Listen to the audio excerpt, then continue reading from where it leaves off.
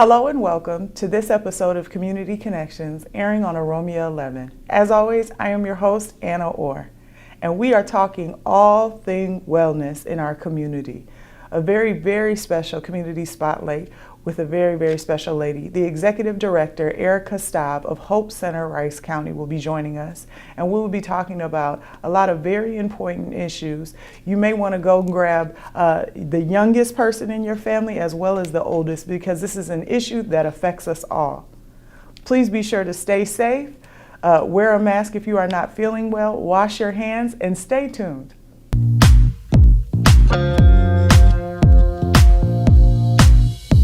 Erica, I am so excited to have you joining me on this episode of Community Connections. Can you please introduce yourself to viewers and the amazing organization you are here in representative of? Hello, everyone. My name is Erica Staab, and I am the director of Hope Center. And Hope Center is an advocacy organization located in Rice County, Minnesota, which is just a little bit south of the Twin Cities. And so we provide supportive resources for people who are experiencing domestic violence, sexual assault, stalking, or just have questions about how to help a friend, what to do if you feel that somebody's in an unsafe relationship. And so we offer resources and connect people to where they need to be to lead a healthier and happier life. And you guys are currently located in Rice County. Can you talk about the demographics of Rice County and the population for people that may not be familiar with the area? Sure. And so we're a rural community, but we're just south of the Twin Cities. So we have a lot of people that commute up to the Twin Cities, and we have a lot of people that are in our community. Northfield has 2 colleges, so we have some colleges in our area, and we also have a large immigrant population from the Hispanic community, also from the Somali community. And so we work closely with the Somali Community Resettlement Services. We also have the deaf school and the blind school here in our community, and so that those are statewide organizations. So we have a large number of people with various developmental disabilities that we serve as well. So we have a very unique community, and I love working here. I was born here, raised here, and then left for a little while and came back, and I'm so glad I did. Now, today we are talking about, like you shared, we are talking not only about stalking, but also sexual assault and domestic violence. This is such a scary time, I think, for those 3 subjects, because it's getting cooler out, which means a lot of people are being sheltered in place, so to speak, with their abusers. Can you kind of talk about the risk of that and kind of how Hope Center is kind of addressing some of these issues, not only with you guys being in a rural community, but also as we head into the coldest months of the year? Absolutely. So yeah, we do see an increase in people reaching out to us because everybody's kind of all together. And so that escalates tensions. That means that people are just closer together, which means that there's often more fighting and more things that are happening within the home. And so we receive referrals from law enforcement, from school counselors, from other neighbors who are concerned, and from people themselves. The majority of the people we serve are women and children. And so they come to us and they'll call our 1-800 number, which anybody can call. There's 1-800 numbers across the state. So if you're concerned about something happening in your community or your family, you can certainly call one of those numbers to seek help. And so we urge people to do that. So we do see a lot of people contacting our Safe Line, and we just walk through options and what can be some next steps for them. And we do have connections all across the state. So if you start with us, we can make sure that you're connected to where you need to be. Now, many know that January is the National Month of Awareness for Teen Dating and Violence. And I wanted to talk to you about what you've seen with Hope Center, Minnesota, for people that are younger, that may be not only dealing with sexual assault, but also domestic violence. Can you speak a little bit to that and the work of your organization?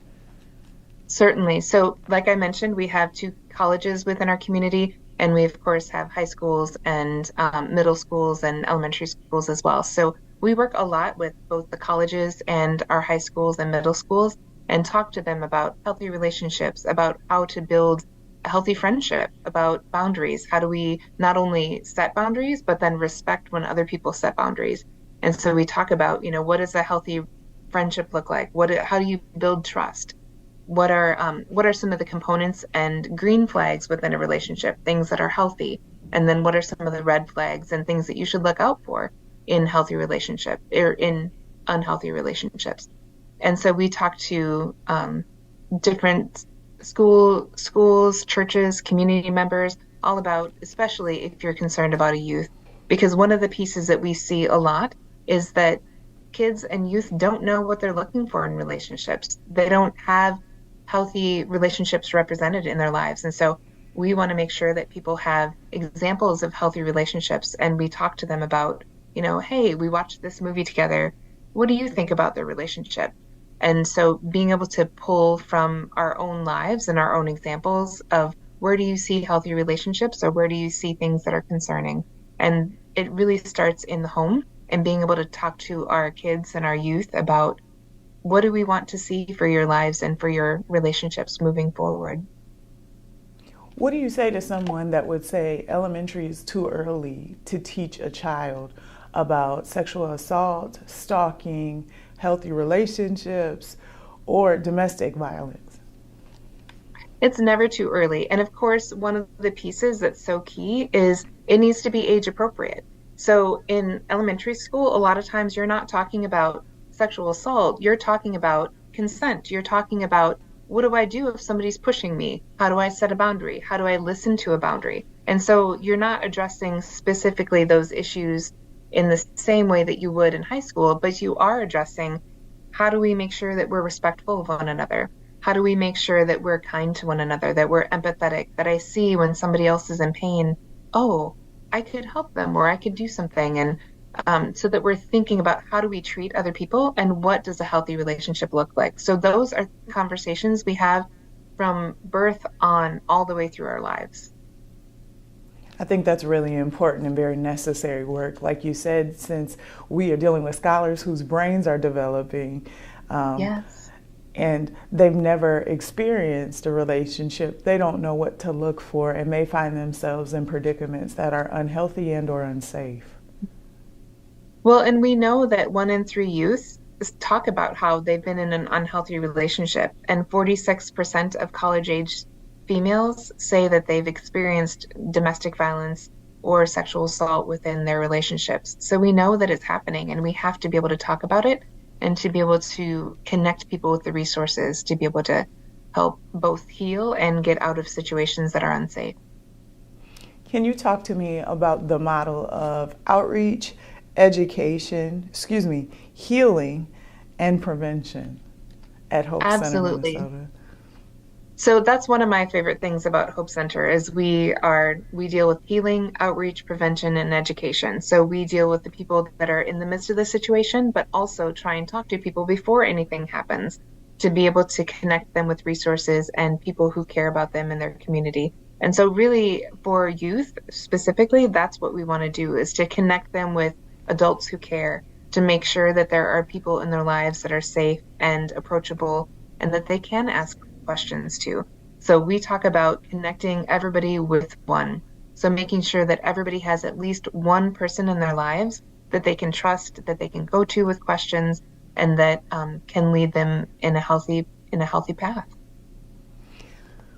I found the mission of Hope Center, Minnesota really poignant. Can you share that with viewers that may have not gotten the gift of looking at the website and hopefully will after this special episode? Yeah, absolutely. So we're really excited because we just revamped our website and hopefully it's a lot more user friendly. And so the mission of Hope Center is really to end the tolerance for domestic violence and violence in our communities and to create healthier communities. And so we really want to look forward to having a vision of a community where there is no violence. And so we hold that up as that's what we're going for and that's what we're aiming for. And the only way we can do that is by having these conversations, by talking about what is healthy, what is not. And we know that domestic violence and sexual assault thrive in silence. And so the more that we can have these conversations about what we want our lives to look like, the better off we'll all be. Can we talk a little bit about the component of stalking? Has that always been a part of the services that you all offer at Hope Center, Minnesota? Yes, yep, it is because it's so often intricately linked to domestic violence and sexual assault. So oftentimes when people do leave a relationship, that abuse can escalate because then it transitions into stalking.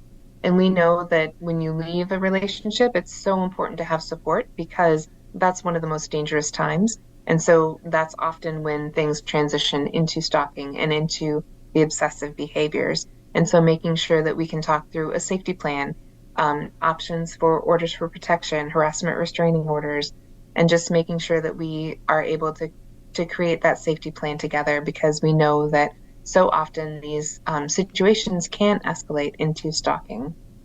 And so we want to make sure that people have resources for that. I think it was really poignant for you guys to even put that as a headlining subject that you all address with your organization. I was reading an article in preparation for today's episode around sexual assault, domestic violence, and stalking, and there were so many women in the comments of all ages talking about Mm-hmm. how long at one point or another that they had been dealing with a stalker. Some women Mm-hmm. as early on as elementary, some Mm-hmm. as old as senior citizens, sharing that, Mm-hmm. they were dealing with one person or another who kept coming around them and they never wanted that to happen, or they had asked them to stop and it escalated. Some women even sharing that they had crossed state lines and their stalker had gone Mm-hmm. with them. Mm-hmm. I don't think we realize how serious of an issue this really is, not just for women, but for everyone. Mm-hmm. Absolutely. And it does affect everyone. And if you think about, from a particularly from a male's perspective, when you're approaching a woman, they have to be assessing, is this person safe? Making sure that, this person is safe for me. And that is often as a result of experiences that they've had as a younger female. And so one of the things that we want to talk about too is how can men step up and hold other men accountable? Because we know that there are a lot of really good men out there, and making sure that those men are holding the perpetrators accountable. Because it's a small group of people that's committing these crimes, but we know that 1 in 4 females are victims of these crimes. And so making sure that we can hold those men accountable who um, are contributing to the violence is so incredibly important. And like I said, 90% of our clients are female, but we do have 10% of our clients that are male victims as well. So we know it's not just male or female, but who's using power and control in a relationship in an unhealthy way. And that's really what we're looking at is people who are using power and control as a tool to keep people in line or to make sure that they're controlling what this person does or does not do in their lives. And we want people to feel free within their relationships and to have them be fulfilling and nourished, not terrifying and scary. Now let's shift a little bit and just talk about some of the programs and services being offered through Hope Center, Minnesota. You guys are providing a lot of, I think, different resources that I Mm-hmm. have not seen shared for a multitude of reasons, but I kind of want to Mm-hmm. walk through and share some of that with the public so that they can see not only the benefit, but also if there's something specific that they may need to plug into for a resource. Yeah. So first of all of our services are free and confidential. So we make sure that people are able to access us. So we get grants and donors who help support us to make sure that those services are free. So you can, call us anytime. And like I said, if we're not the right place for you to be, then we'll connect you with wherever it is. And so we provide supportive listening. We help people write orders for protection, harassment restraining orders. We go to community meetings, we go to schools and talk about healthy relationships. We also are the host of several multidisciplinary team meetings. So we know that the only way that we can end violence is to address it systematically. And so gathering 911 operators, law enforcement, prosecution, and some of the other entities that are involved in domestic violence and sexual assault response, and making sure that we're all on the same page and that we're all doing our part to end domestic violence and sexual assault. So we host those monthly meetings and make sure that all of the professionals together are doing the best job they can and caring for the clients that we serve and making sure that the victims' voices are heard. So we, again, try and do outreach, we try and do prevention, we try and do actual response for people.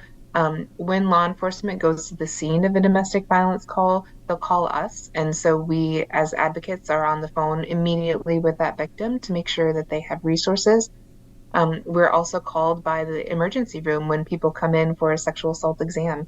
When something has happened and they want to make sure that they're physically okay, they may or may not report. They don't have to report just because they went to the emergency room. So we'll walk alongside and just let people know, here's the options, and making sure that people know what they can do from this point forward, and again, start that healing process.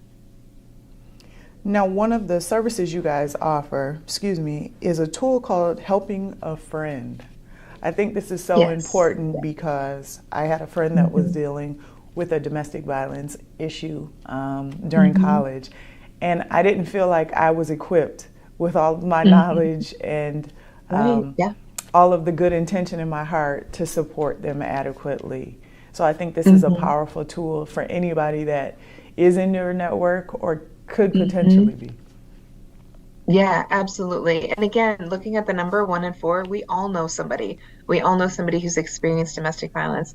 I think in terms of with friends, making sure that we know that when we're talking to our friends, they may be in the midst of a relationship that we don't even know about. So the very first thing I would offer to people in terms of helping friends is just recognizing that you probably have somebody in your friend group that is experiencing this. So just knowing that you talk about people kindly, that you say, hey, I watched this great show and I learned about all these resources, and I want to make sure everybody knows.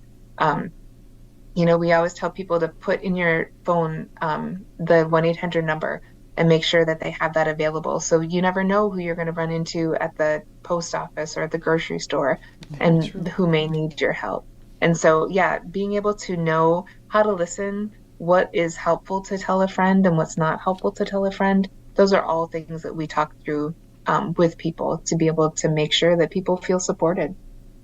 To help somebody that may be in this predicament, can you just share the top three things that you would say would be helpful to tell a friend and then that would Hmm. not be helpful? Because I think sometimes our good intention um, Hmm. overrides what we actually are trying to say. And I think we can Yeah. be more damaging to our relationships than we intend. Hmm. Yeah. So making sure that you place the control back in that person's hands. So not taking over, because it's so tempting when you care about somebody to just want to take over and say, well, I'll help you deal with this. Let me tell you what to do. And so the first thing is to not tell people what to do, but to just invite them. How can I best support you? I'm really concerned about you, and I want to make sure that you have my support. No matter what happens, no matter what you do or don't do, I want you to know that I care about you and I want you to be happy and safe. And so if you need me to go with you to talk to somebody, an advocate at Hope Center, I would love to go with you. And so offering people that support, but again, making sure that they know that it's their decision.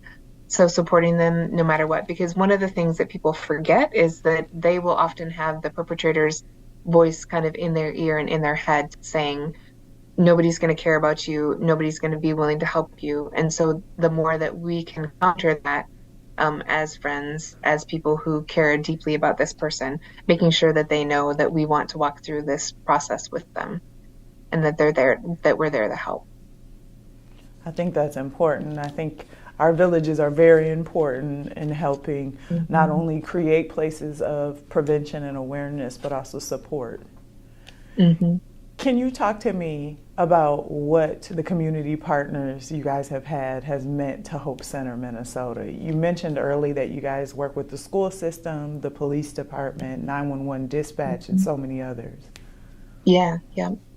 Yeah, that I think that's what sets Hope Center apart, really, is the relationships that we've built over time. So we've been around since 1995, and we really prioritize all of the helping professionals that we work with and make sure that they have the resources that they need to be able to respond appropriately. And so we work a lot with law enforcement, with the colleges, with our faith community. We work a lot with other organizations in our community. So the CAC, Community Action Center, we make sure that all of the different places that people might land, so social services, and really making sure that they're all knowing what Hope Center does and then how we can best help them help the victims that we serve. You've spoken about the different communities you guys are privy to in Rice County doing this kind of work, the Somali community, the Latino community, so many others. Can you talk to me about what the conversations are like in these different cultures, so that people are, the messaging may not be exactly the same, or you may be hearing something is more prevalent in one versus another, things like that. Yeah, so one of the things that we know is that domestic violence and sexual assault happens to people across the lifespan. It happens to people regardless of their culture or their monetary situation. But the thing that does shift things is, what is within my culture, what is appropriate, what is not, whether or not violence against women is an accepted part of the culture. We see a lot of cultures where that is more accepted, that you hit your children, that you hit your wives, and that's more accepted. So what we try and talk to people about is that it does take a village to deal with all of these things, and culture is really important. So what is acceptable within your culture, what is not acceptable within your culture, and so those things are shifting. We see a lot of changing views, changing opinions between first generation immigrants, second generation. And so one of the things that we talk a lot to is both the youth within the community, but then also anybody who reaches out to us to make sure that they have the resources they need. We have a Hispanic advocate. We work with the Somali Community Resettlement Services. We work with the deaf and blind community to make sure that people have whatever it is that they need. So we know with our Hispanic community, they might be dealing with immigration issues. They might be dealing with, I don't want to go back to my church, but my faith is so important to me.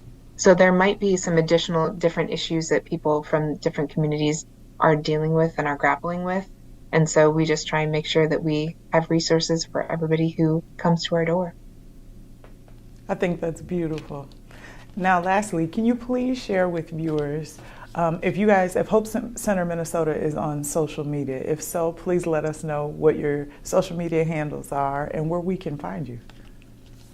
Absolutely. So we are a part of Facebook and a part of Instagram, and it's just Hope Center Rice County.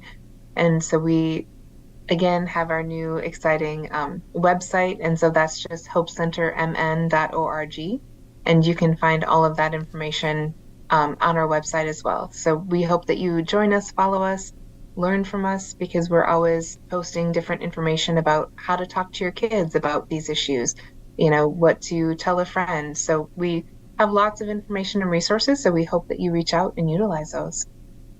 And then lastly, can you just give a word of encouragement to somebody that may feel like they need to utilize the resources you guys are offering, but doesn't know where to begin, or feels like this is a situation that they cannot get out of? Yeah, so we see that a lot. And one of the first things I would say is the first call is the hardest, and we're here to help. I mean, that's what we do every day. And, you don't have to tell us your name. You don't have to tell us all the details. We just want to know that we are here. We just want you to know that we're here to support you. And so that first call, we know, is so hard. And so we hope that you get the courage up to make that first call, and we hope that we can make it easier for you. So we hope to hear from you soon. Thank you so much for your work, Erica, and to everyone at Hope Center for their amazing, amazing dedication to something that is so necessary in our community. Thank you. I've so enjoyed this. Have a great rest of your day, and thank you for joining me. Thank you. Unfortunately, that is all the time that we have for this episode of Community Connections. A very special thank you to Erica Staab and Hope Center Rice County for all their work across the state and around the country on the very important issue of domestic violence, sexual assault, and stalking. If someone that you know may benefit from this episode, please make sure that you share the link with them, or you give them the resources so that they can begin their journey of healing and hope for a better tomorrow. As always, I am your host, Anna Orr, and this has been a very special episode of Community Connections. I look forward to connecting again with you soon.